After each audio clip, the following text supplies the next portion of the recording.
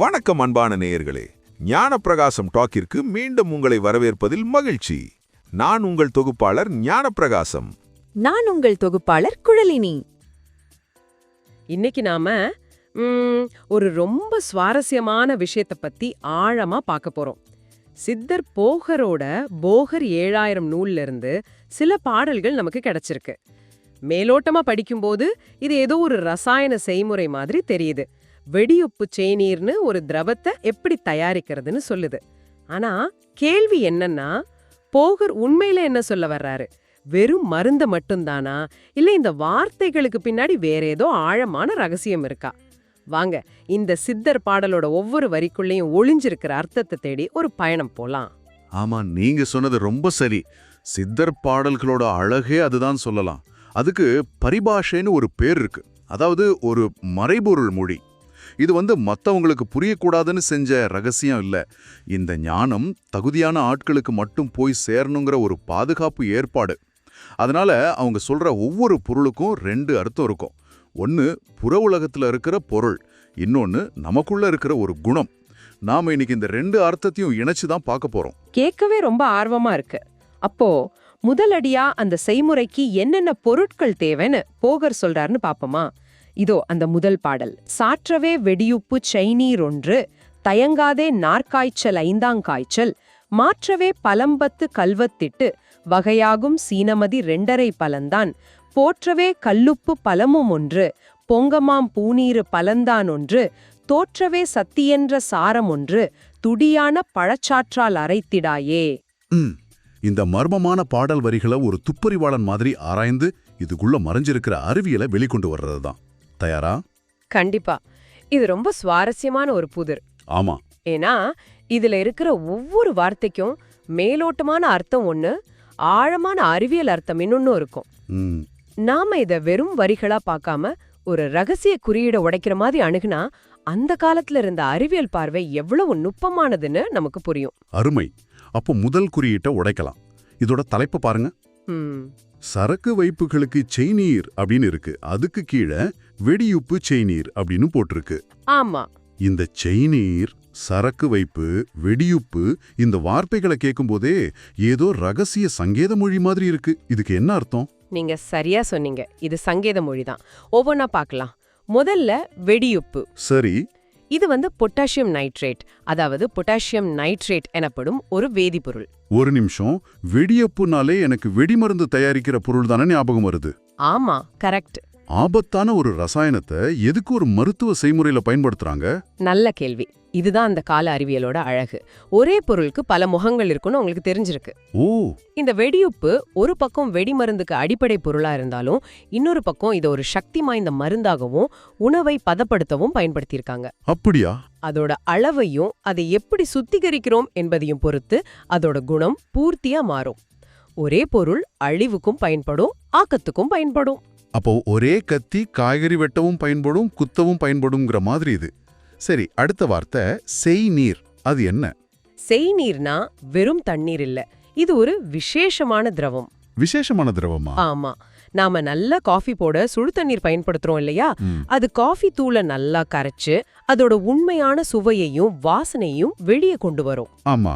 அதே மாதிரி இந்த செய்நீர்ங்கிறது அதை விட பல மடங்கு சக்தி வாய்ந்த ஒரு ஸ்பெஷல் திரவம். இது தாதுக்கள், உலோகங்கள் மாதிரியான கடினமான பொருட்களோட உண்மையான சக்தியையும் அதோட குணத்தையும் முழுமையா வெளியே கொண்டு வர ஒரு கரைப்பான், அதாவது ஒரு சால்வெண்ட்.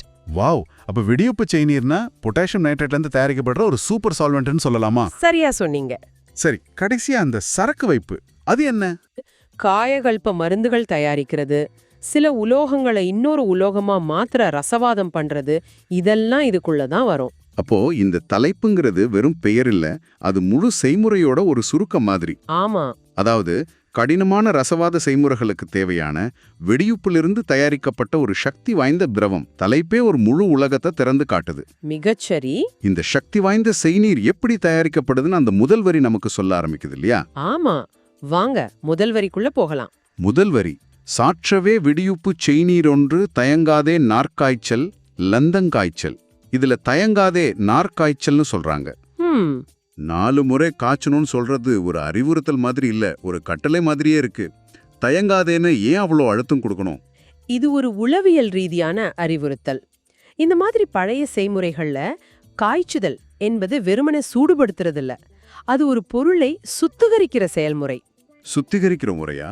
ஆமா, அதுக்கு சுத்தி செய்தல்னு பேரு. ஒரு பொருள்ல இருக்கிற நச்சுத்தன்மையை நீக்கி அதோட மருத்துவ குணத்தை மட்டும் வெளிக்கொண்டு வர்றது. ஓ, இங்க நார்காய்ச்சல், அதாவது 4 முறை காய்ச்சுதல் என்பது ஒரு துல்லியமான பலகட்ட செயல்முறை. ஒவ்வொரு முறை காய்ச்சும் போதும் அதோட தன்மை மாறும். சரி. இந்த வேலையை செய்யும் போது மனசுல சின்னதா ஒரு சந்தேகம் வந்தா கூட செய்முறை பிழைத்து போக வாய்ப்பு இருக்கு. அதனாலதான் தயங்காதே, முழு நம்பிக்கையோட கவனத்தோட செய்யணும் ஒரு கட்டளையாவே சொல்றாங்க.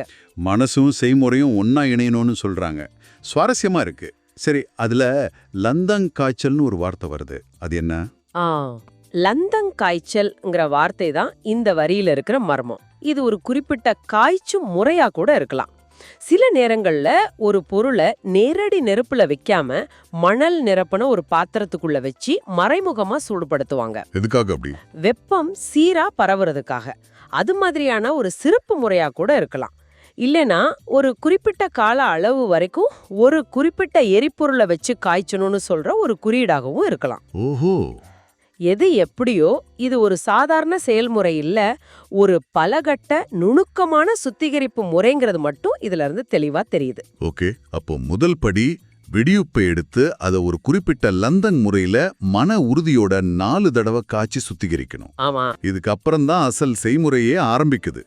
அடுத்த வரைக்கு போகலாம்.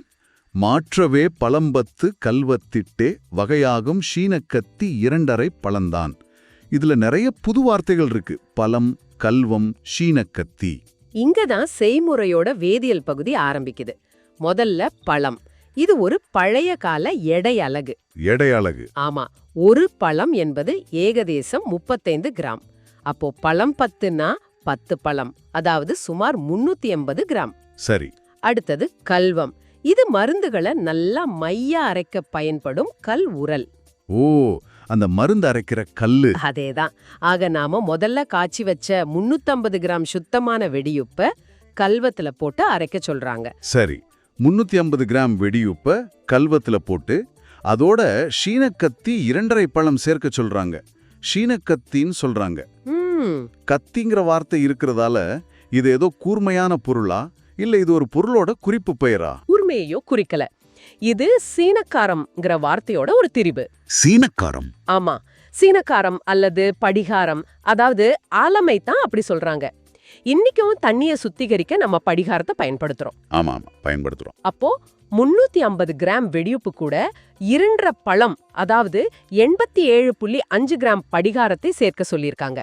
இந்த 2 ரசாயனங்களும் ஒன்னா சேரும்போது ஒரு வேதிவினை நடக்க ஆரம்பிக்கும். அருமை. இப்ப கலவை தயாராக ஆரம்பிக்குது. அடுத்ததா இன்னும் சில பொருட்களை சேர்க்கிறாங்க. அடுத்த பக்கத்துல இருக்கு. போற்றவே கல்லுப்பு பழமும் ஒன்று, பொங்காமற் பூநீரு பழந்தான் ஒன்று, தோற்றவே சத்தி என்ற சாரம் ஒன்று. ஆமா, இப்போ கலவையில 3 விதமான உப்புகளை சேர்க்கறாங்க.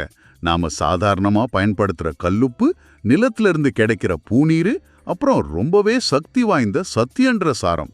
ஒவ்வொன்னுக்கும் ஒரு தனி வேலை இருக்கிற மாதிரி இருக்குது இல்லையா? மிக சரியா கணிச்சிங்க. இது ஏதோ கிடைச்சதெல்லாம் போடுற கலவை இல்ல, ரொம்ப திட்டமிட்ட ஒரு வேதியியல் செய்முறை. சொல்லுங்க. முதல்ல ஒரு பழம் கல்லுப்பு, அதாவது ராக் சால்ட், சோடியம் குளோரைட். அடுத்தது ஒரு பழம் பூநீரு. இது ரொம்ப முக்கியமான ஒரு பொருள். பூநீருவா? ஆமா, சில வகை உவர் நிலங்களில் இயற்கையாக படியும் ஒரு வகை உப்பு இது. இதுல பல விதமான சல்பேட்டுகள் கலந்திருக்கும். இது ஒரு காரத்தன்மை, அதாவது ஆல்கலைன் குணம் கொண்ட பொருள். ஒரு நிமிஷம், இதுல பொங்காமற் பூநீருன்னு ஒரு எச்சரிக்கை இருக்கு. கரெக்ட். வெறும் உப்பை சேர்க்கும் போது எதுக்கு பொங்க போகுது? இதுல ஏதோ வேதி வினை நடக்குதுன்னு இதுவே சொல்லுது இல்லையா? மிக அருமையான கவனிப்பு. இதுதான் இந்த செய்முறையை எழுதினவரோட அனுபவத்தை காட்டுது. ஓ. ஏற்கனவே கல்வத்துல இருக்கிற வெடியுப்பு படிகாரம் கலவையில லேசான அமிலத்தன்மை இருக்கலாம். பூநீரு ஒரு காரப்பொருள். அமிலமும் காரமும் சேர்ந்தா என்ன ஆகும்? வினை புரியும். ஆமா, வேதிவினை நடந்து கார்பன் டை ஆக்சைடு மாதிரியான வாயுக்கள் உருவாகி கலவை நொரைச்சு பொங்கி வெளிய வழிய வாய்ப்பு இருக்கு. அடடே, பொங்காமார்னு சொல்றது மூலமா இத ரொம்ப மெதுவா கொஞ்சம் கொஞ்சமாக கவனமாக சேர்க்கணும்னு ஒரு செய்முறை நுணுக்கத்தை சொல்லி கொடுக்கறாங்க. அடடே, ஒரு சின்ன வார்த்தைக்குள்ள எவ்வளவு பெரிய அறிவியல் எச்சரிக்கை இருக்கு. சரி, கடைசி அந்த 3வது உப்பு, சக்தி என்ற சாரம், அது என்ன? சாரம்னு சித்த மருத்துவத்துல சொன்னா அது பெரும்பாலும் நவச்சாரம் எனப்படும் ஒரு வேதிப்பொருளை குறிக்கும். நவச்சாரம்? Ammonium chloride. இதுவும் ஒரு சக்தி வாய்ந்த ரசாயனம். இது உலோகங்களை சுத்திகரிக்கவும் மற்ற மருந்துகளோட வீரியத்தை அதிகப்படுத்தவும் பயன்படும். அப்போ இந்த கலவையில இப்ப என்னெல்லாம் இருக்குன்னு பாருங்க. பொட்டாசியம் நைட்ரேட், படிகாரம், கல்லுப்பு, பூநீரு, நவச்சாரம். இது மூலிகை வைத்திய மாதிரி இல்ல. ஆமா, இது ஒரு முழுமையான கெமிஸ்ட்ரி லேப்ல நடக்கிற மாதிரி ஒரு செயல்முறை. கரெக்ட். உண்மையிலே பிரமிப்பா இருக்கு. இவ்ளோ சக்தி வாய்ந்த ரசாயனங்களை, தாதுக்களை, உப்புக்களை ஒன்னா சேர்த்துட்டு செய்முறையோட கடைசி வரிய பாருங்க. துடியான பழச்சாற்றில் அரைத்திடாயே, எல்லாத்தையும் சேர்த்துட்டு கடைசியில பழச்சாறு விட்டு அரைக்க சொல்றாங்க. ஆமா, இது ஏதோ சமையல் குறிப்புல கடைசியா எலுமிச்சை பிழியற மாதிரி இருக்கு. எதுக்காக இவ்ளோ சிக்கலான ஒரு கலவையில பழச்சாறு? இதுதான் இந்த செய்முறையோட உச்சகட்டமான மிக முக்கியமான பகுதி. ஹோஹோ. இங்கே பழச்சாறு என்பது சுவைக்காகவோ மணத்துக்காகவோ இல்ல. பொதுவாக இந்த மாதிரி செய்முறைகள்ல எலுமிச்சை நாரத்தை மாதிரி புளிப்புத்தன்மை உள்ள பழங்களின் சாறு தான் பயன்படுத்தப்படும். Citric acid. ஆமா, சிட்ரிக் அமிலம் கொண்ட இந்த சாறு ஒரு மிகச் சிறந்த கரைப்பானாக செயல்படும். அதுவரைக்கும் தூள் வடிவுல தனித்தனியா இருந்த இந்த தாது உப்புக்கள் எல்லாம் கரைய வச்சு ஒன்றுக்கொன்று தீவிரமா வேதி வினை புரிய வச்சு எல்லாத்தையும் ஒன்னா கலக்க உதவும். ஓ, அப்போ இது ஒரு பைண்டிங் ஏஜென்ட் மாதிரி செயல்படுதா? எல்லாத்தையும் ஒன்னா சேர்க்கிற ஒரு பசை மாதிரி? சரியா சொன்னீங்க. இது ஒரு பைண்டிங் ஏஜென்ட் மட்டும் இல்ல, ஒரு கேட்டலிஸ்ட் ஆகவும், அதாவது வேதி வினையின் வேகத்தை அதிகப்படுத்தவும் இது உதவும். சரி சரி. இங்க துடியான என்ற சொல் ரொம்ப முக்கியம். அது சக்தி வாய்ந்த அல்லது புத்தம் புதிய பழச்சாற்றை பயன்படுத்தணும்னு சொல்லுது. பழைய வீரியம் குறைந்த சாற்றை பயன்படுத்தினா செய்முறை எதிர்பார்த்த பலனை கொடுக்காது. இந்த இறுதிப்படிதான் தூள் வடிவில் இருக்கிற எல்லா பொருட்களையும் ஒருங்கிணைத்து ஒரு திரவமாகவோ அல்லது ஒரு பசையாகவும் மாற்றுது. அதுதான் நாம தலைப்புல பார்த்த அந்த சக்தி வாய்ந்த செய்நீர். நீங்க சொல்றது சுவாரஸ்யமா இருக்கு. அதாவது ஒரு நவீன கெமிஸ்ட்ரிக்கு இது கொஞ்சம் மூட நம்பிக்கை மாதிரி தெரியலாம். இருக்கலாம். பழச்சாறுல இருக்கிற ஆசிட் இந்த உப்புகளோட வினை புரியலாம். ஆனா உயிர் சக்திங்கிற கான்செப்ட், ஒருவேளை இதுதான் ரசவாதத்துக்கும் வேதியியலுக்கும் உள்ள வித்தியாசமா இருக்குமோ? நிச்சயமா. அந்த பொருள் உயிரற்றதுன்னு பார்க்காம அதுக்குள்ள ஒரு சக்தி இருக்குன்னு பார்க்கறது. கரெக்டா சொன்னீங்க. இது ஒரு பொருளை உருவாக்குறது மட்டும் இல்ல, ஒரு சக்தியை கட்டுப்படுத்துற செயல்முறை. அதனாலதான் அடுத்த கட்டம் இன்னும் தீவிரமா இருக்கு. இந்த கலவையை எவ்வளவு நேரம் அரைக்க சொல்லுது தெரியுமா? சொல்லுங்க. அரைத்திட்டு நார்சாமான பின்னர் ஆண்மையான் சட்டியினில் வாங்கிக் கொண்டு கரைத்திட்டடுப்பில் வை காய்ச்சும் போது கரைந்துமே உருகையிலே சொல்லக் கேளு. பறைத்திட்டன் டமஹ் தொவ்வொன்றாக பாங்காக்க கொடுத்துவா 10 தானும் தரைத்திட்டு தம்பித்துச் சுண்ணமாகும் சாற்றுரேன் இத பொடித்து பணியில் வைய. கேட்கும்போதே ஒரு மர்மம் இருக்குல்ல? சரி, முதல் துப்பை எடுப்போம். முதல் வரி அரைத்திட்டு நார்சாமான பின்னர். முதல் வார்த்தையே அரைத்திட்டு. இதுக்கு முன்னாடி பாடல்களோட தொடர்ச்சியா இதை நம்ம பார்க்கணுமா? நிச்சயமா இது ஒரு தொடர்ச்சி தான். அரைனா அரைக்கிறது.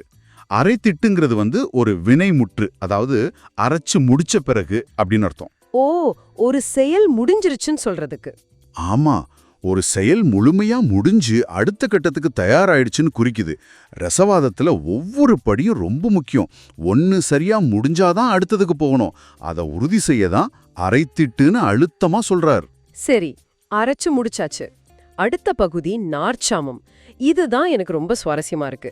சாமம்ங்கிறது ஒரு குறிப்பிட்ட கால அளவா இல்ல சும்மா தோராயமான கணக்கா? இல்ல, இது ரொம்ப துல்லியமான கணக்கு. சித்தர்களோட கணக்குப்படி ஒரு சாமம்னா 3 மணி நேரம். 3 மணி நேரமா? ஆமா. அப்போ நார்ச்சாமம்னா 4 பெருக்கல் 3 மொத்தம் 12 மணி நேரம். 12 மணி நேரம். யோசிச்சு பாருங்க, 12 மணி நேரம் தொடர்ந்து ஒரு பொருளை அரைக்க சொல்றார். இதுல இருந்து நாம கத்துக்க வேண்டிய முதல் பாடம் பொறுமை. நிச்சயமா. இரசவாதங்கிறது அவசரப்பட்டு செய்யற வேலை இல்ல. மூலிகைகளோட சத்துக்கள் எல்லாம் ஒன்னோட ஒண்ணு கலக்க அவ்வளவு நேரம் தேவை. மானப்பிண்டர்ங்கிற வார்த்தை 12 மணி நேரம் முடிஞ்ச பிறகுதான் அடுத்த வேலை. ஒரு நிமிஷம் முன்னாடி கூட இல்லன்னு வலியுறுத்துது. ஆக முதல் வரியிலேயே 2 முக்கியமான விதிகள் இருக்கு. ஒன்னு கால அளவு, அதாவது பொறுமை. ரெண்டாவது, ஒரு வேலைய முழுசா முடிச்சுட்டு தான் அடுத்ததுக்கு போகணுங்கிற ஒழுங்கு. சரி, அந்த கலவையை அடுத்து என்ன செய்ய சொல்றார்? அடுத்த வரியில ஆண்மையான் சட்டின்னு ஒரு விசித்திரமான வார்த்தை வருதே, அது என்ன? அது ஒரு முக்கியமான நுணுக்கம். நிறைய பேர் ஆண்மைங்கிற வார்த்தைய நேரடியா எடுத்துக்குவாங்க. ஆனா இங்க அதோட பொருள் முற்றிலும் வேற. அப்படியா? இங்கே ஆண்மை என்பது வலிமை, உறுதி, அதிக வெப்பத்தை தாங்குற திறன். சாதாரண மண்பாண்டத்துல இந்த செய்முறையை செய்ய முடியாது. ஓ, அப்படின்னு தத்துவார்த்தமா போகுமோன்னு நினைச்சேன். இல்ல இது முழுக்க முழுக்க அதோட பயன்பாட்டை பத்தினது. புரியுது. சரி, அந்த வலிமையான சட்டிக்குள்ள கலவைய மாத்துறத தான் வாங்கிக் கொண்டுன்னு சொல்றாங்களா? மிகச்சரி. வாங்குதல்னா இங்க எடுத்துக்கொள்வது, மாற்றுவதுன்னு பொருள். வாங்கிக் கொண்டு, அதாவது அந்த அரைக்கப்பட்ட கலவையை கவனமா எடுத்து இந்த வலிமையான சட்டியில் இட்டுக்கொண்டு அடுத்த கட்டத்துக்கு தயாராகணும். ஒரு துளி கூட வீணாக்க கூடாது. சரி, இப்ப கலவை சரியான பாத்திரத்துக்கு வந்துருச்சே, அடுத்து அடுப்புக்கு போகுது. 3வது வரி, கரைத்திட்டடுப்பில் வை காய்ச்சும் போது. நேரடியானதுதான். ஆனா அந்த காய்ச்சுதல், அது சும்மா சூடு பண்றது மட்டும்தானா? நிச்சயம். அதுல நுட்பம் இருக்கு. காய்ச்சுதல்கிறது இரசவாதத்துல ஒரு கலை. அது வெறும் சூடுபடுத்துறது இல்ல, அது ஒரு பதப்படுத்துற முறை. பதப்படுத்துற முறையா? ஆமா, சித்த மருத்துவத்துல பலவிதமான தீ வகைகள் இருக்கு. மெல்லிய தீ, நடுத்தர தீ, அதிக தீன்னு. இங்கே அந்த கலவையே அடுப்புல வச்சு அது மெதுவா கரையும் அல்லது உருகும் பதம் வரைக்கும் சரியான வெப்பநிலையில காய்ச்சணும். வெப்பம் கூடுனாலும் சரி, குறைஞ்சாலும் சரி, மருந்து முறிஞ்சிடும். அப்ப அந்த சரியான வெப்பநிலையில அது உருக ஆரம்பிக்கும். அதுதான் அடுத்த வரைக்கும் நம்மை கொண்டு போகுது. கரைந்துமே உருகியிலே சொல்லக் கேளு. இதுல அந்த 2ஆம் பகுதி சொல்லக் கேளு, இது ஒரு மாதிரி நாடகத்தனமா இல்ல? இதுதான் அந்த குரு ஷீடன் உறவோட அழகு. இது ஒரு எச்சரிக்கை மணி மாதிரி. எச்சரிக்கை மணியா? ஆமா, செய்முறையோட மிக முக்கியமான கட்டம் இதுதான் உணர்த்துறார். அந்த பாடலை படிக்கிறவரோட கவனத்தை முழுசா இருக்க, நான் இப்ப சொல்ல போறத கவனமா கேளு, இதை விட்டா எல்லாம் வீண்னு சொல்ற மாதிரி. ஓ, அந்த டைமிங் ரொம்ப முக்கியம்னு சொல்றீங்க. மிக மிக முக்கியம்.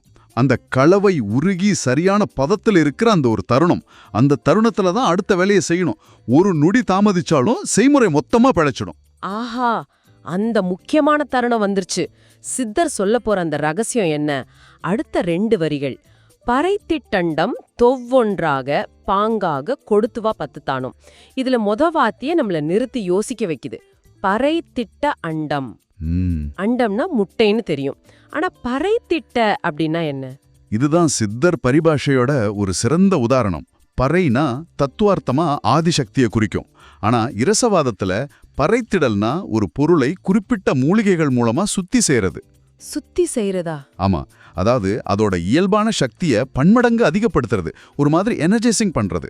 ஆக பறைத்திட்ட அண்டம்னா ஏதோ ஒரு வகையில சுத்தி செய்யப்பட்ட வீரியம் மூட்டப்பட்ட முட்டைகளை குறிக்குது.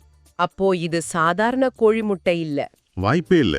இது ஒரு சிறப்பு செயல்முறைக்கு உட்படுத்தப்பட்ட சக்தி ஏத்துன ஒரு மூலப்பொருள். எவ்வளவு ஆழமான அர்த்தம்! அப்போ இந்த சுத்தி செய்யற முறை, அதுதான் இந்த செய்முறையோட ரகசியமா? அதுதான் ரகசியத்தோட மையப்புள்ளி. அந்த முட்டையை எப்படி பக்குவப்படுத்துறதுங்கிறது தான் இந்த செய்முறையோட திறவுகோள். அதை அவர் இந்த பாடல்ல சொல்லல, அது குருமுகமா மட்டுமே கத்துக்க வேண்டியது. புரியுது. சரி, அந்த முட்டைகளை எப்படி சேர்க்கணும்னு சொல்றார். அது ஒவ்வொன்றாக, மொத்தமா போட்டுறக்கூடாது, ஒண்ணு ஒண்ணா. அடுத்த வரியில பாங்காக கொடுத்துவா 10 தானும். இந்த பாங்காகங்கிற சொல்லோட முக்கியத்துவம் என்ன?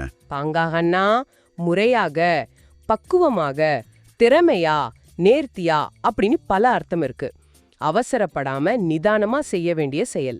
சரி, முட்டைய உடைச்சு ஊத்தும் போது அது உருகிய கலவையோட மெதுவா சரியா கலக்கணும். இல்லனா கலவை திரிஞ்சு போக வாய்ப்பு இருக்கு. கொடுத்துவானா தொடர்ந்து கொடு. 10 தானும்னா சந்தேகமே வேண்டாம், சரியா 10 முட்டைகள் தான் சேர்க்கணும்னு உறுதிப்படுத்துறார். ஒரு நிமிஷம். இப்போ நாம 6 வரிகள் பார்த்திருக்கோம். இதுலயே பொறுமை, சரியான கருவி, வெப்பத்தை பதமா பயன்படுத்துறது, சரியான தருணத்துக்காக காத்திருக்கிறது, ஒரு ரகசிய மூலப்பொருளை பக்குவமா சேர்க்கறதுன்னு ஒரு 5 முக்கிய பாடங்கள் இருக்கு. இது ஒரு செய்முறையை விட ஒரு தியானம் மாதிரி இருக்கு. ஆமா. சரி, அந்த 10 முட்டைகளை சேர்த்த பிறகு என்ன நடக்குது? 7வது வரி, தரைத்திட்டு தம்பித்து சுண்ணமாகும். வரியில அரைத்திட்டு பார்த்தோம், இப்போ தரைத்திட்டு. மறுபடியும் அரைக்கணுமா? இல்ல, இங்க அதோட பொருள் வேற. Context is key. தரைனா நிலம், தரைத்திட்டுனா நிலை பெற்று அடங்கி சட்டில கீழே படிஞ்சிருத குறிக்கலாம். ஓ, செட்டில் ஆகுறது மாதிரி. கரெக்ட். அடுத்த வார்த்தையான தம்பித்துவோட இது ரொம்ப பொருந்துது. தம்பித்துனா உறைந்து கெட்டிப்பட்டு இறுகி போறது. அதாவது திரவ நிலையில் இருந்த கலவை இந்த சக்தி வாய்ந்த முட்டைகளை சேர்த்ததும் ஒரு கெமிக்கல் ரியாக்ஷன் ஆகி மறுபடியும் திடநிலைக்கு மாறுது. அப்போ உருகிய கலவை மறுபடியும் கெட்டியாகி சட்டில அடங்கி திடநிலைக்கு வருது. அதோட இறுதி நிலை சுண்ணமாகும். அது சுண்ணமாக மாறும். இந்த சுண்ணம்னா என்ன? அதுதான் இந்த செய்முறையோட நோக்கமா? அதுதான் நோக்கமே. சுண்ணம்ங்கிறது சித்த இரசவாதத்தோட உச்சகட்ட தயாரிப்புகள்ல ஒண்ணு. இது பொதுவா வெண்மை நிறத்துல இருக்கிற ஒரு விதமான பஸ்மம், இல்லனா காரத்தன்மை, அதாவது ஆல்கலைன் தன்மை கொண்ட ஒரு பொடி. ஓகே. இதுக்கு உயர் மருத்துவ குணங்களும் மற்ற உலோகங்களை தங்கமா மாத்துற இரசவாத குணங்களும் இருக்குன்னு நம்பப்படுது. செய்முறையோட வெற்றி அது சுண்ணமா மாறுறதுல தான் இருக்கு. ஆஹா, புதையல் கிடைச்சிருச்சு. சுண்ணம் தயாராயிடுச்சு. இதோட செய்முறை முடிஞ்சதா? இல்ல இன்னொரு வரி பாக்கி இருக்கு. இறுதி வரி. சாற்றேன் இத பொடித்து பணியில் வையே. முதல் சொல் சாற்றேன், நான் சொல்கிறேன் அர்த்தம். இது ஒரு ஆணித்தரமான கட்டளை மாதிரி இருக்கு. ஆமா, அது குருவோட அதிகாரம். நான் சொல்றது அப்படியே செய், மாற்றுக்கறதுக்கு எடை இல்லைங்கிற மாதிரி. இத பொடித்து, அதாவது உருவான அந்த திடமான சுண்ணத்தை எடுத்து மறுபடியும் நல்லா பொடி செய்யணும். ஆனா அந்த இறுதி பகுதி பணியில் வையே, இதுதான் இந்த பாடலோட மிக நுட்பமான கவித்துவமான பகுதி. பனி, நம்ம டியூ டிராப்ஸ். பனியில் வைனா அந்த பொடிய ராத்திரி நேரத்துல பனி போடுற மாதிரி வெளியில வைக்கணுமா? கரெக்ட். ஆனா அதனால என்ன நடக்கும்? அந்த சுண்ணத்தை பனியில வைக்கும்போது பலபலன செய்நீர் ஆகும்னு அடுத்த பாட்டு விவரிக்குது. நான் முதல்ல அந்த 8 வரிகளையும் முழுசா படிக்கிறேன். அதோட ஓசை, நடையையும் வார்த்தைகளோட அமைப்பையும் நீங்க நல்லா உள்வாங்கிக்கோங்க. அதுக்கப்புறம் நாம இதை அலசலாம். பனியில்வை பலபலன செய்நீராகும், பாங்காக விண்ணீரில் வீரம் பூரம், திணியில்வை ஷேநீரிற் பொடித்து போட்டு, செப்புக்குள் எடுத்துவை பதனமாக, இனியில் வை விண்ணீரில் பாடானங்கள், ஏற்றமான் சரக்குகளை தோய்த்து வாட்ட, கனியில் வை சரக்கெல்லாம் கட்டிப்போகும், காரச்சாரங்கள் எல்லாம் கட்டிப்போமே. ஆஹா, இது ரொம்ப சுவாரஸ்யமான ஒரு பகுதி. இதுக்கு முன்னாடி வர்ற வரிகள்ல வெடியுப்பு, சீனக்காரம், கல்லுப்பு இதெல்லாம் வச்சு ஒருவித சுண்ணம், அதாவது ஒரு பஸ்ம மாதிரி. ஆமா, ஒரு பஸ்பம் தயாரிக்கிற முறைய சொல்லிட்டாங்க. இப்போ நாம பாக்குற இந்த வரிகள் அந்த தயாரா இருக்கிற சுண்ணத்தை வச்சு அடுத்து என்ன பண்ணணும்னு சொல்லுது. இதுதான் இந்த முழு செயல்முறையோட இதயம்னே சொல்லலாம். சரி, அப்போ மொத 4 வரி ஒரு சக்தி வாய்ந்த கருவியை உருவாக்குறத பத்தியும், அடுத்த 4 வரி அந்த கருவியை எப்படி பயன்படுத்துறதுங்கிறத பத்தியும் பேசுற மாதிரி எனக்கு தோணுது. அருமையான பார்வை. முதல் அடியிலிருந்தே ஆரம்பிக்கலாமே. பனியில் வை பலபலன செய்நீராகும். காத்திலிருந்து ஒரு திரவத்தை உருவாக்குறாங்க. இது கேட்கறதுக்கு ஏதோ மந்திரஜால மாதிரி இருக்கே. கேட்கறதுக்கு மந்திரஜால மாதிரி இருந்தாலும் இது சித்தர்கள் இயற்கையை எவ்வளோ ஆழமா உற்று நோக்கிக்காங்கன்றதுக்கு முதல் சான்று. இந்த வரியை உடைச்சு பார்ப்போம். பனியில் வை. பனிங்கிறது நம்ம காலையில பாக்குற டியூ மட்டும் இல்ல. ஓ, காத்துல இருக்கிற கண்ணுக்கு தெரியாத ஈரப்பதம். வைன்னா வைக்கிறது. அதாவது முன்னாடி தயாரிச்ச அந்த உப்பு சுண்ணத்தை திறந்த வெளியில காத்து படுற மாதிரி வைக்க சொல்றாங்க. ஓ, அப்ப அந்த பொடிய சும்மா வெளியில வச்சா போதுமா? அங்கதான் அடுத்த வார்த்தைகள் ரொம்ப முக்கியமாகுது. பலபலன. ஆமா, இது சும்மா ஈரமாகுதுன்னு சொல்லல. இது ஒரு பளபளப்பான மினுமினுப்பான திரவம் உருவாகிறத காட்டுற ஒரு ஒளிக்குறிப்பு சொல். அந்த பொடி ஈரத்தை உறிஞ்சி மெதுவா ஒரு திரவமாவே கரைஞ்சிடுது. அப்போ அந்த பொடி கடைசியில என்னவா மாறுது? அதுதான் செய்நீர் ஆகும். மிகச்சரியா. செய்நீருங்கிறது சித்த ரசவாதத்துல ஒரு முக்கியமான சொல்.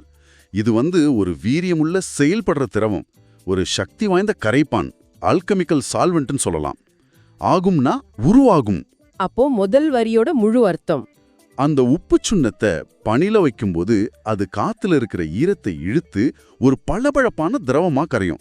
அதுக்கு பேர் தான் செய்நீர். இதுதான் நமக்கான முதல் திறப்பு. இது மந்திரமில்ல, உத்து நோக்குன ஒரு அறிவியல். இன்னைக்கு வேதியல்ல நாம இத ஹைக்ரோஸ்கோப்பின்னு சொல்றோம். ஆமா, சில உப்புகளுக்கு காத்துல இருக்கிற ஈரத்தை ஈர்க்கிற தன்மை உண்டு. இத சித்தர்கள் அன்னைக்கே கண்டுபிடிச்சு பயன்படுத்தியிருக்காங்க. ஆமா, இதுதான் சித்த அறிவியலோட அடிப்படை. இயற்கையோட செயல்பாடுகளை கவனிச்சு அதை தங்களுக்கு சாதகமா பயன்படுத்துறது. சரி, இப்போ இயற்கையில இருந்து ஒரு திரவத்தை உருவாக்கிட்டாங்க. அடுத்த கட்டம். விதையை எழுதினவர் பாங்காகன்ற வார்த்தைய முதல்ல வைக்கிறாரு. ஓ, அது ஒரு எச்சரிக்கை மாதிரி.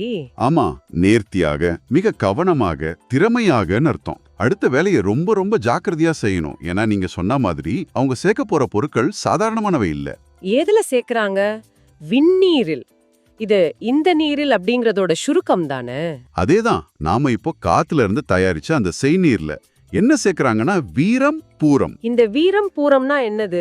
வீரம்ங்கிறது மெர்க்குரி குளோரைடு, பாதரசத்தோட ஒரு உப்பு, ரொம்ப குடிய நச்சு. பூரம்ங்கிறது கற்பூரம், இல்லனா சில சமயம் பாதரசத்தோட இன்னொரு வடிவமான கேலமலையும் குறிக்கும். அப்போ காத்திலிருந்து உருவான ஒரு திரவத்துல இப்போ 2 சக்தி வாய்ந்த நச்சுத்தன்மை உள்ள ரசாயனங்களை சேர்க்கறாங்க. ஆமா, இது எதுக்காக? அந்த சேநீரோட தன்மைய இது எப்படி மாத்தும்? இது அந்த திரவத்தை ஒரு சாதாரண கரைப்பான்ல இருந்து ஒரு தீவிரமான ரசாயன ஆயுதமா மாத்துது. ஓஹோ. அதோட அரிக்கும் தன்மையும் மற்ற பொருட்களோட வினைபுரியிற திறனும் பல மடங்கு அதிகமாகுது. கடினமான உலோகங்களையும் கனிமங்களையும் கரைக்கிற அளவுக்கு, இல்லனா அதோட தன்மையை மாற்றுற அளவுக்கு வீரியம் ஏத்தப்படுது. இது ஒரு மருத்துவ தைலம் இல்ல, இது ஒரு ரசவாத பற்றைக்கான அமிலம். புரிஞ்சுது. இப்போ அடுத்த வரி, திணியில் வை சேநீரில் பொடித்து போட்டுச்சு. இந்த வரியோட அமைப்பு கொஞ்சம் சிக்கலா இருக்கே. இதை எளிமையா புரிஞ்சுக்க அந்த செயலை முதல்ல பார்க்கலாம். சேநீரில் புடித்து போட்டுச்சு, இதுதான் கட்டளை. சரி. அதாவது அந்த வீரம், பூரம் ரெண்டையும் அப்படியே கட்டியா போடாம நல்லா தூள் பண்ணி பொடி செஞ்சு அந்த சேநீர்ல போடணும். இதுவும் ஒரு அறிவியல் பூர்வமான அணுகுமுறை தான். பொடி செஞ்சா சீக்கிரமா கரைஞ்சு திரவத்தோட நல்லா கலந்துடும். அப்படியானா திணியில் வைங்கிறதோட பொருள் என்ன? திணியில் அப்படிங்கிறதுக்கு திணிக்கிறது அல்லது உறுதியாக அப்படின்னு பொருள் எடுத்துக்கலாம். எப்படி பார்த்தாலும் இங்க கவிஞர் சொல்றதோட சாரம் இதுதான். இதோ மெதுவா தூவி விடுறதில்ல. அந்த பொடிகளை சேநீர்ல சேர்த்து அது முழுசா கரையிற வரைக்கும் உறுதியா ஆழமா கலக்கணும். ஒரு சின்ன துகள் கூட கரையாம மிஞ்சிடக்கூடாது. முழுமையான ஒருங்கிணைப்பு தான் இங்க நோக்கம். ஆக முதல் 4 வரியோட கடைசி படிக்கு வரும். அந்த கருவி இப்போ தயார். செப்புக்குள் பிளெடுத்து வை பதனமாக. இத ஒரு செப்பு பாத்திரத்துல சேமிக்க சொல்றாங்க. ஆமா, செப்புக்குள், செப்பு பாத்திரத்துக்கு உள்ள எடுத்து வை. அந்த கலவைய எடுத்து உள்ள வை. எப்படி வைக்கணும்? பதனமாக, அதாவது பாதுகாப்பா. பாதுகாப்பா, அதோட வீரியம் குறையாம ஆவியாகாம சேமிக்கணும். இங்க எனக்கு ஒரு கேள்வி வருது. இன்னைக்கு கெமிஸ்ட்ரி லேப்ல ஒரு ரசாயனம் மத்த பொருளோட வினை புரியக்கூடாதுன்னு கண்ணாடியில பீங்கான் பாத்திரம் பயன்படுத்துவோம். ஆமா, இனர்ட் கண்டெய்னர்ஸ். ஆனா இங்க குறிப்பா செப்பு பாத்திரத்தை பயன்படுத்த சொல்றாங்களே, அப்போ அந்த பாத்திரமே இந்த வினையில ஒரு பங்கு வகிக்குதா? மிக அருமையான கேள்வி. அதுதான் சித்த ரசவாதத்தோட நுட்பம். இங்க செப்பு பாத்திரம் ஒரு சேமிப்பு கலன் மட்டும் இல்ல, அதுவும் ஒரு செயலுட்பொருள். ஆக்டிவ் இன்கிரீடியன்ட்டா? ஆமா, சில உலோகங்களுக்கு வேதிவினைகளை வேகப்படுத்துற தன்மை உண்டு. அதை நாம இன்னைக்கு கேட்டலிஸ்ட்னு சொல்றோம். அந்த கலவை செப்பு பாத்திரத்துல இருக்கும்போது அதோட வீரியம் இன்னும் அதிகமாகலாம், இல்லனா ஒரு குறிப்பிட்ட திசையில மாறலாம்னு அவங்க நம்பியிருக்கலாம். ஆக அந்த பாத்திரமும் செய்முறையோட ஒரு அங்கம்தான். ஆஹா, முதல் 4 வரிகள்ல காத்திலிருந்து ஒரு திரவத்தை உருவாக்கி அதுல கொடிய நஞ்சுகளை கலந்து வீரியம் ஊட்டி அதை ஒரு குறிப்பிட்ட உலோக பாத்திரத்துல சேமிச்சு ஒரு ரசவாத ஆயுதத்தை தயார் பண்ணிட்டாங்க. சரி, இப்போ கவிதையோட 2வது பகுதிக்கு போகலாம். இந்த ஆயுதத்தை வச்சு என்ன செய்ய போறாங்க? 5வது வரி சொல்லுது, இனியில் வை விண்ணீரிற் பாடானங்கள். சரியா சொன்னீங்க. இதுதான் பயன்பாடு. இனியில், இனிமேல், இதை கொண்டு விண்ணீரில், இந்த வீரியமூட்டப்பட்ட சேநீர்ல எதை கையாள போறாங்க? பாடானங்கள். பாஷாணம்ங்கிறதோட பன்மை. ஆமா, அதாவது ஆர்சனிக் மாதிரி அதிக நச்சுத்தன்மை கொண்ட கனிமங்களையும் உலோகங்களையும் குறிக்கிற சொல். மறுபடியும் நச்சு பொருட்கள். ஏற்கனவே வீரம் பூரம்னு நஞ்சுகளை பார்த்தோம். இப்போ பாடானங்கள். நஞ்ச வச்சு நஞ்ச என்ன செய்ய போறாங்க? இதுதான் சித்த மருத்துவத்தோட மைய தத்துவம். அவங்க நஞ்ச கண்டு பயப்படல, அத ஆள நினைச்சாங்க. சுத்தின்னு ஒரு செயல்முறை மூலமா ஒரு கொடிய விஷத்தோட நச்சுத்தன்மையை நீக்கி அதோட மருத்துவ குணத்தை மட்டும் வெளிக்கொண்டு வர முடியும்னு நம்புனாங்க. ஓ, அப்போ இந்த செய்நீர் அந்த சுத்தி செயல்முறைக்கான ஒரு கருவி. ஆமா, பாடானங்கள்ல இருக்கிற அசுத்தங்களையும் நச்சுத்தன்மையும் நீக்க இது பயன்படுது. அந்த சுத்தி செய்யற முறை எப்படி இருக்கும்? அதுதான் அடுத்த வரியில விளக்கப்படுதா? ஏற்றமாம் சரக்குகளை தோய்த்து வாட்ட. ஆம், இதுல ஒவ்வொரு வார்த்தையும் ஒரு செயல்முறையோட படியை குறிக்குது. ஏற்றமாம் சரக்குகள் ஏற்றமான இல்லனா உயர்வான ரசவாத பொருட்கள். இது அந்த பாடானங்கள் மாதிரி மதிப்புமிக்க ஆனா அபாயகரமான பொருட்களை குறிக்குது. அதை என்ன செய்யணும்? முதல்ல தோய்த்து, அதாவது நாம தயாரிச்ச செய்நீர்ல அது பாடாணத்தை நல்லா நினைச்சு அது மேல ஒரு பூச்சு மாதிரி படரச் செய்யணும். சரி, நினைச்ச பிறகு வாட்ட, இதோட அர்த்தம் என்ன? வறுக்கிறதா? வாட்டுதல்ங்கிறது நேரடியா தீயில போட்டு எலிக்கிறது இல்ல. இது ஒரு மென்மையான கட்டுப்படுத்தப்பட்ட வெப்பமூட்டல். ஒரு சூடான மணல் பரப்பு மேல வச்சு சூடு காட்டுறது. இல்லனா ஒரு சட்டில வச்சு மெதுவா வறுக்கிற மாதிரி. அதேதான். இந்த முழு செயல்முறையும் பாருங்க. முதல்ல சக்தி வாய்ந்த திரவத்துல தோக்கிறாங்க, அப்புறம் மெதுவா சூடு காட்டுறாங்க. இது அந்த பாடாணத்தோட கடினமான அமைப்பை உடைச்சு அதுல இருக்கிற நச்சுக்களை ஆவியாக்கி அதோட குணங்களை மேம்படுத்துற ஒரு நுட்பமான சுத்திகரிப்பு முறை. இந்த செயல்முறையோட விளைவு என்னவா இருக்கும்? கவிதையோட உச்சகட்ட புள்ளிக்கு வரும்னு நினைக்கிறேன். கனியல்வை சரக்கெல்லாம் கட்டி போகும். இதுதான் இந்த முழு செய்முறையோட இலக்கா? நிசந்தேகம். இதுதான் ரசவாதத்தோட ஒரு புனிதமான இலக்கு. முதல்ல கனியல்வைன்ற சொல்ல பார்ப்போம். இதுக்கு 2 விதமான விளக்கம் சாத்தியம். ஒன்னு, நேரடியான பொருள். புடம் வைத்தல்னு ஒரு முறை இருக்கு. அதுல ஒரு பொருளை எலுமிச்சை மாதிரி பழத்துக்குள்ள வச்சு சூடு காட்டுவாங்க. அதை குறிக்கலாம். இன்னொரு விளக்கம், இது ஒரு உருவகம். இந்த செயல்முறையோட கனி, அதாவது விளைவாக அப்படின்னு எடுத்துக்கலாம். அந்த விளைவுதான் சரக்கெல்லாம் கட்டி போகும். கட்டி போதல்னா என்ன? உறைஞ்சு போறதா? அதை விட ஆழமானது. கட்டி போதல்னா நிலையற்ற ஒரு பொருளை நிலைப்படுத்துறது. ஓ, சுலபமா ஆவியாகிற, நீத்து போற இல்ல சிதைஞ்சு போற ஒரு பொருளோட அடிப்படை இயல்பை மாத்தி அதை திடமான, நிலையான, வீரியம் குறையாத ஒண்ணா மாத்துறது. உதாரணத்துக்கு அறை வெப்பநிலையில திரவமா இருக்கிற பாதரசத்தை திடமான மணியா மாத்துறது சித்தரசபாதத்தோட ஒரு பெரிய சாதனையா கருதப்பட்டது. இங்கே இந்த செயநீரால பதப்படுத்தப்பட்ட பாடாணங்கள் தன்னோட நச்சுத்தன்மையை இழந்து நிலைத்தன்மை பெறுது. அப்படியானா இந்த செயநீர் அந்த பொருட்களோட அடிப்படை இயல்பையே மாத்தி அவற்றை ஒரு உயர்நிலைக்கு கொண்டு போகுது. ஆச்சரியமா இருக்கு. ஆமா. கவிதையோட கடைசி வரி இதை இன்னொரு நிலைப்படுத்துது. காரசாரங்கள் எல்லாம் கட்டிப்போமே. இதுதான் அந்த செய்நீரோட சக்திக்கு வெச்ச மகுடம். காரசாரம், அதாவது காரம் ஆல்கலைன் சப்ஸ்டன்சஸ், அப்புறம் சாரம் சலைன் சப்ஸ்டன்சஸ். வேதியியல் ரீதியா இவையெல்லாம் கட்டுப்படுத்த ரொம்ப கஷ்டமானவை இல்லையா? ஆமா, ரொம்ப நிலையற்ற தன்மை கொண்டவை. அப்படியானா காரம், சாரம் மாதிரி கட்டுப்படுத்தவே முடியாத அரிச்சு போற பொருட்களை கூட இது கட்டுப்படுத்திடும்னு சொல்றாங்களா? அதுவும் உறுதியா நடக்கணும் வேற சொல்றாங்க. ஆமா, அதனாலதான் கடைசியில கட்டிப்போமேன்னு ஒரு ஏகாரத்தோட அழுத்தி சொல்றாரு. இது உறுதியா நடந்தே தீரும், இதுல சந்தேகமே வேணாங்கிற மாதிரி. ஆக இந்த செய்நீர் பாடாணங்களை மட்டும் இல்ல, ரொம்ப சுலபமா கரையிற உப்பு, காரம் மாதிரி பொருட்களையும் கூட நிலைப்படுத்தி திட வடிவத்துக்கு கொண்டு வர்ற அபார சக்தி கொண்டது. இது பொருளோட இயல்பை ஆள்ற ஒரு செயல். இந்த 8 வரிகளை இப்போ திரும்பி பார்த்தா ஒரு முழுமையான சித்திரம் கிடைக்குது.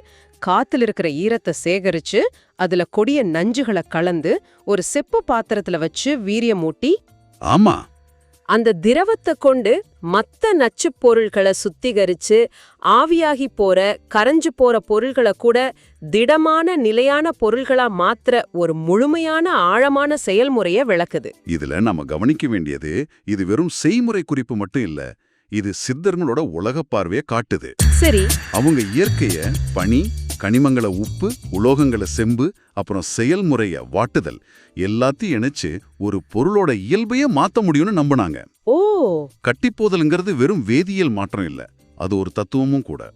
சிதறி ஓடுற நிலையற்ற மனசை யோகத்தால கட்டுப்படுத்துற மாதிரி நிலையற்ற தனிமங்களை ரசவாதத்தால கட்டுப்படுத்துறது ஒருவித ஞானத்தோட வெளிப்பாடாவே பார்த்தாங்க. இப்போ கடைசி பாட்டுக்கு வந்திருக்கோம். இந்த சேனீரோட சாத்தியங்களை இது பட்டியலிடுறத பார்த்தா தலை சுத்துது. ஆமா, இதுதான் இந்த செய்முறையோட உச்சகட்டம். இது வெறும் மருந்தில்ல, இது ஒரு சாத்தியங்களின் திறவுகோள்னு இந்த பாட்டு பிரகடனம் பண்ணுது. கட்டியதோர் சரக்குகளில் வேதை கோடின்னு ஆரம்பிக்குது. அதேதான் அந்த பாடல். இதுதான், கட்டியதோர் சரக்குகளில் வேதை கோடி, கணமான குறுகோடி கலங்கு கோடி, எட்டியதோர் சுண்ணவகை மெழுகு கோடி, எடுத்தோடும் குளிகை செந்தூரம் கோடி, பட்டியதோர் பழுப்பினமும் கெடுப்பும் கோடி, படிப்படியாய் ஏறுகிற துறையோ கோடி, தெட்டியதோர் சுயநீரில் சகலன் தானும், செயமான விடியுப்பு சுண்ணத்தாட்டே. கேட்கும் போதே ஒரு சக்தி தெரியுது. இந்த வரிகளுக்குள்ள ஒளிஞ்சிருக்கிற ரசவாத ரகசியங்கள் என்னென்ன? சரி, வாங்க அலசி பார்க்கலாம். முதல் வரியை எடுத்துக்கலாம். கட்டியதோர் சரக்குகளில் வேதை கோடி. இதுல கட்டியதோர்னா என்ன அர்த்தம்? ஒரு பொருளை அடக்கி வைக்கிற மாதிரியா? கிட்டத்தட்ட அப்படிதான். அதை கட்டிய பிளஸ் தோர்னு பிரிக்கலாம். இதோட பொருள் கட்டுநிலைக்கு கொண்டு வரப்பட்ட அல்லது திடப்படுத்தப்பட்ட. திடப்படுத்தப்பட்ட. ஆமா, ரசவாதத்துல பாதரச மாதிரி சில பொருட்கள் ரொம்ப அலைபாயும் தன்மை கொண்டவ. அதை ஒரு நிலையான திடமான வடிவத்துக்கு கொண்டு வர்றது ஒரு பெரிய சவால். இந்த செய்நீர் அதை செய்யும்னு சொல்றாங்க. ஓ, அப்போ சரக்குகளில்ங்கிறது அந்த மாதிரி மூலப்பொருட்களை குறிக்குதா? தங்கம், இரும்பு, மூலிகைகள் இதெல்லாமா? அதேதான். சரக்குங்கிறது ரசவாதத்துல பயன்படுத்துற எல்லா மூலப்பொருட்களையும் குறிக்கிற ஒரு பொதுவான சொல். சரி, ஒரு பொருளை கட்டிட்டோம். அடுத்து என்ன? அதுதான் வேதை. இதுதான் ரசவாதத்தோட ஆன்மா. வேதை. இதுக்கு உருமாற்றம், அதாவது டிரான்ஸ்மியூட்டேஷன் அர்த்தம் இல்லையா? இரும்ப பொன்னா மாத்துறது மாதிரி ரசவாதிகளோட கடைசி இலக்கு அதுதானே? மிகச்சரியா சொன்னீங்க. ஒரு பொருளை இன்னொரு பொருளா மாத்துறது, குறிப்பா மதிப்பு குறைஞ்ச உலோகத்தை மதிப்பு அதிகமான உலோகமா மாத்துறது. சரி, ஆனா இங்க முக்கியமான வார்த்தை கோடி. சித்தர்கள் பாடல்கள்ல கோடிங்கிறத நாம வெறும் 10 மில்லியனே எடுத்துக்க கூடாது தானே? கண்டிப்பா கூடாது. இது சும்மா ஒரு அலங்கார வார்த்தை இல்ல. அதோட நோக்கம் அந்த சக்தியோட எல்லையற்ற தன்மையை உணர்த்துறதுக்கு. அதாவது எண்ணற்ற முடிவற்ற சாத்தியங்கள்னு அர்த்தம். அதேதான்.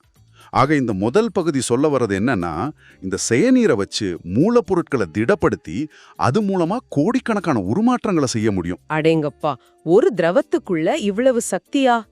சரி, அதே வரியோட அடுத்த பகுதி கனமான குறுகோடி கலங்கு கோடி. இதுல குறுங்கிற வார்த்தை எனக்கு ரொம்ப சுவாரஸ்யமா இருக்கு. ஆசிரியர்னு இல்லாம இங்க அதுக்கு என்ன அர்த்தம்? நல்ல கேள்வி. பொதுவா குருன்னா ஆசிரியர். ஆனா ரசவாதத்துல குருங்கிறது ஒரு மாஸ்டர் சப்ஸ்டன்ஸ், அதாவது ஒரு தலைமை பொருள். தலைமை பொருளா? ஆமா, எந்த பொருள் மத்த உலோகங்களை தொட்ட உடனே தங்கமா மாத்துதோ அதுதான் குரு மருந்து. அப்படியானா இது இப்போ நாம சொல்ற கெமிக்கல் கேட்டலிஸ்ட் மாதிரி தானே? ஒரு வினைய தானா வேகப்படுத்துற இல்ல தூண்டி விடுற ஒரு பொருள். அருமையான ஒப்பீடு. சித்தர்கள் இது அப்பவே புரிஞ்சிருக்காங்கிறது ஆச்சரியம்தான். அவங்க அனுபவபூர்வமா இது கண்டுபிடிச்சிருக்காங்க. அதுலயும் கனமான குருன்னு சொல்றாங்க. ஆமா, அதாவது சாதாரணமான குரு மருந்து இல்ல, ரொம்பவும் சக்தி வாய்ந்த முதன்மையான குரு மருந்துகளை உருவாக்க முடியும்னு அர்த்தம். சரி, கலங்குனா என்ன நினைக்கிறீங்க? களங்கம்னா குறை, மாசுன்னு அர்த்தம் வரும். அப்போ உலோகங்கள்ல இருக்கிற குறைகளை நீக்கிறதா? அதேதான். பாருங்க, ஒரு பக்கம் கோடிக்கணக்கான குரு மருந்துகளை உருவாக்கி புதிய விஷயங்களை செய்யுது. இன்னொரு பக்கம் கோடிக்கணக்கான குறைகளையும் மாசுகளையும் நீக்கி சுத்தப்படுத்துது. சரியா சொன்னீங்க. அப்போ இந்த சேநீர் ஒரே நேரத்துல ஒரு கிரியேட்டராகவும் ஒரு பியூரிஃபையராகவும் செயல்படுது. ஓ, ஒரு பக்கம் உருவாக்குது, இன்னொரு பக்கம் சுத்தப்படுத்துது. ஒரு முழுமையான சக்தி மாதிரி. சரி, உருவாக்குற, சுத்தப்படுத்துற இந்த சக்தியை வச்சு மருத்துவ உலகத்துல என்ன செய்ய முடியும்னு அடுத்த வரி சொல்லுதா? நிச்சயமா. அடுத்த வரி அதுதான். எட்டியதோர் சுண்ண வகை மெழுகு கோடி. ரசவாதத்தோட ஒரு முக்கியமான கிளை மருத்துவம். எட்டியதோர்னா அடையப்பட்ட அல்லது சாதிக்கப்பட்ட. இந்த செய்நீர் மூலமா என்ன சாதிக்க முடியும்னு சொல்றாங்க. அதுல முதல்ல வர்றது சுண்ணம். சுண்ணம்னா சித்த மருத்துவத்துல ஒரு முக்கியமான மருந்து இல்லையா? உலோகங்களை புடம்போட்டு செய்யற ஒரு பவுடர். ஆமா, ஆனா அது சாதாரண பவுடர் இல்ல.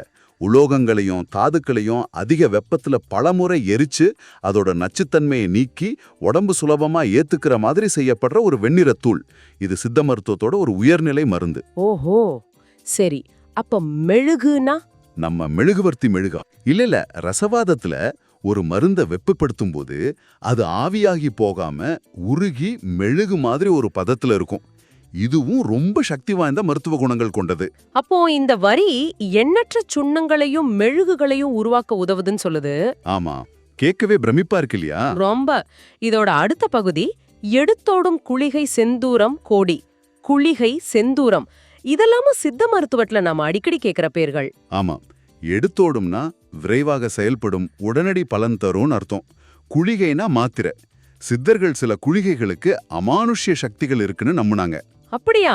ஆமா, வாயில அடக்கிக்கிட்டா வானத்துல பறக்கலான்னு கூட சில பாடல்கள்ல குறிப்புகள் இருக்கு. அப்படியா? வாயில ஒரு மாத்திரையை வச்சுட்டு பறக்கலான்னா எனக்கு ஏர் டிக்கெட் செலவே மிச்சம். சரி சரி, செந்தூரம் பத்தி சொல்லுங்க. செந்தூரம்ங்கிறது உலோகங்கள்ல இருந்து செய்யப்படுற சிவப்பு நிறப்பொடி. இதுவும் சுண்ணம் மாதிரியே உடம்புல வேகமா வேலை செய்யற ஒரு சக்தி வாய்ந்த மருந்து. ஆஹா, இந்த இரண்டாவது வரி முழுசா இந்த செய்நீர் எப்படி எண்ணற்ற அதிவேகமா செயல்படுற உயர்நிலை மருந்துகளை உருவாக்க உதவுதுன்னு விளக்குது. சரியா புரிஞ்சுக்கிட்டீங்க. அப்ப முதல் வரி ரசவாதத்தோட அடிப்படை சக்திகளை பத்தி பேசுச்சு, இந்த வரி அதோட மருத்துவ பயன்பாடுகளை பத்தி பேசுது. ரொம்ப தெளிவா இருக்கு. ஆனா மூணாவது வரி கொஞ்சம் வித்தியாசமா இருக்கே. இது வரைக்கும் உருவாக்குறது மாத்துறதுன்னு பாசிட்டிவா பேசிட்டு திடீர்னு பட்டியதோர் பழுப்பினமும் கெடுப்பும் கோடின்னு தோல்விகளை பத்தி ஏன் பேசுறாங்க? இதுதான் இந்த பாடல்லே எனக்கு ரொம்ப பிடிச்ச இடம். இதுதான் இந்த செய்நீரோட தனித்துவமான ஆழமான பண்பை சொல்லுது. எப்படின்னு கொஞ்சம் விளக்க முடியுமா? பட்டியதோர்னா அனுபவித்த அல்லது சந்தித்தன அர்த்தம். ரசவாத பயணத்துல சந்திக்கிற விஷயங்கள். அப்போ பழுப்பினமும் கெடுப்பும்னா தோல்விகளும் குறைபாடுகளுமா? மிகச்சரி.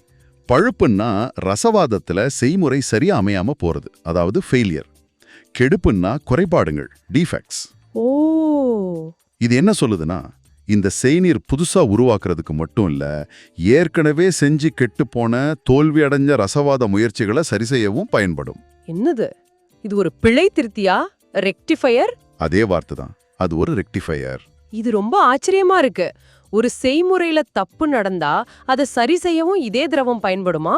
அப்போ ரசவாதம்ங்கிறது வெறும் செய்முறைகளை மட்டும் நம்பி இருக்கல, தோல்விகளையும் அதிலிருந்து கத்துக்கிறதையும் ஒரு பகுதியா ஏத்துக்கிட்ட ஒரு விஞ்ஞானம். இது நாம இப்போ சாஃப்ட்வேர்ல கோட் எழுதுறப்போ வர்ற பிழைகளை சரி செய்யற டீபகிங் மாதிரி இருக்கே. அருமையான ஒப்பீடு. அவங்க பார்வையில தோல்விங்கிறது முடிவல்ல, அதுவும் அந்த பயணத்தோட ஒரு பகுதி தான். அதை சரி செய்ய ஒரு வழி இருக்குங்கிறது எவ்வளவு பெரிய நம்பிக்கை கொடுக்குது பாருங்க. நிச்சயமா. சரி, அப்படி தவறுகளை சரி செஞ்ச பிறகு என்ன நடக்கும்? அதுதான் அடுத்த பகுதியா. படிப்படியா ஏறுகிற துறையோ கோடி. ஆமா, படிப்படியானா ஸ்டெப் பை ஸ்டெப், ஏறுகிற துறையோனா அறிவோட அடுத்தடுத்த நிலைகளுக்கு போறதா. அதேதான். துறைகள்னா அறிவின் வெவ்வேறு பிரிவுகள், ரசவாதத்தோட வெவ்வேறு நிலைகள். இந்த செய்நீரை முழுமையா கத்துக்கிட்டா அது ரசவாதத்தோட மத்த கோடிக்கணக்கான துறைகள்ல முன்னேறி போறதுக்கு ஒரு திருவுகோள அமையுது. அப்போ இது ஒரு அடிப்படை பாடம் மட்டும் இல்ல, இது அடுத்த லெவலுக்கான ஒரு பாஸ்வேர்டு மாதிரி. சரியா சொன்னீங்க, ஒரு பாஸ்வேர்டு மாதிரி தான். பிரமிப்பு. உருவாக்குதல், சுத்தப்படுத்துதல், மருத்துவம் செய்தல், தவறுகளை திருத்துதல், அறிவில் முன்னேறுதல், இந்த ஒரு திரவத்துக்குள்ள எவ்வளவு விஷயங்கள். சரி, இவ்வளவு சக்திகளையும் பட்டியலிட்ட பிறகு கடைசி வரி எல்லாத்தையும் இணைச்சு ஒரு முற்றுப்புள்ளி வைக்குது. திட்டியதோர் செய்நீரில் சகலன் தானும். ஆமா, திட்டியதோர்னா தெளிவடைந்த, முழுமை பெற்ற, சக்தி வாய்ந்தன்னு அர்த்தம். சேநீரி சகலம் தானும்னா இந்த ஒரு சக்தி வாய்ந்த சேநீருக்குள் இவை அனைத்துமே அடக்கம்னு பொருள். அதாவது மேல சொன்ன கோடிக்கணக்கான சாத்தியங்கள் எல்லாமே இதுக்குள்ள இருக்குன்னு ஒரு தொகுப்புரை மாதிரி. ஆமா, ஒரு சம்மரி.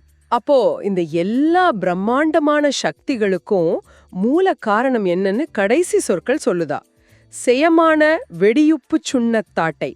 இந்த வரியோட முக்கியத்துவம் என்ன? இதுதான் முத்தாய்ப்பு. ஒரு முழு வட்டத்தை பூர்த்தி செய்யுது. செயமானனா வெற்றிகரமாக உருவாக்கப்பட்ட, வெடியுப்பு சுண்ணத்துனா வெடியுப்போட சுண்ணத்தால். ஓ, அப்போ இவ்வளவு நேரம் நாம பார்த்த அத்தனை அற்புதங்களும் கோடிக்கணக்கான சாதனைகளும் வெற்றிகரமாக செய்யப்பட்ட வெடியுப்பு சுண்ணத்தால தான் சாத்தியமாகுதுன்னு சொல்றாங்க. அதேதான். ஆனா எனக்கு ஒரு சந்தேகம். வெடியுப்புங்கிறது சாதாரணமா பட்டாசுல பயன்படுத்துற பொருள் தானே, அதுக்கு ஏன் இவ்வளவு முக்கியத்துவம்? நல்ல கேள்வி. வெடியுப்புங்கிறது பொட்டாசியம் நைட்ரேட். இன்னைக்கு நமக்கு தெரியும் அது ஒரு சக்தி வாய்ந்த ஆக்சிஜனேற்றி, அதாவது ஆக்சிடைசர். ஆக்சிஜனேற்றி. ஆமா, ஒரு பொருள் எரியறதுக்கு தேவையான ஆக்சிஜனை அதுவே கொடுக்கும். உலோகங்களை உருமாற்ற தேவையான மிக அதிக வெப்பத்தை உருவாக்க இது உதவி இருக்கலாம். சித்தர்கள் இதை அனுபவபூர்வமா கண்டுபிடிச்சிருக்காங்க.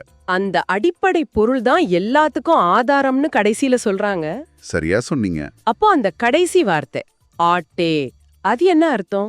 ஆட்டு அல்லது செய், இது ஒரு வெறும் தகவல் இல்ல, இது ஒரு கட்டளை, ஒரு உறுதிமொழி, ஒரு கால் டு ஆக்ஷன் மாதிரி. நிச்சயமா. இவற்றையெல்லாம் வெடியுப்பு சுண்ணத்தை கொண்டு நீயும் சாதிக்கலாம்னு சொல்ற மாதிரி ஒரு அறைகூவல். வெறும் விளக்கத்தோட நிறுத்தாம செய்ன்னு ஒரு ஆக்ஷன் கால் கொடுத்து முடிக்கிறது தான் சித்தர் பாடல்களோட தனிச்சிறப்பு. ஒரு சின்ன செய்முறையோட கடைசி பாடலா ஆரம்பிச்சு இது ஒரு பிரபஞ்ச சக்தியோட பட்டியலா விரிஞ்சிருக்கு.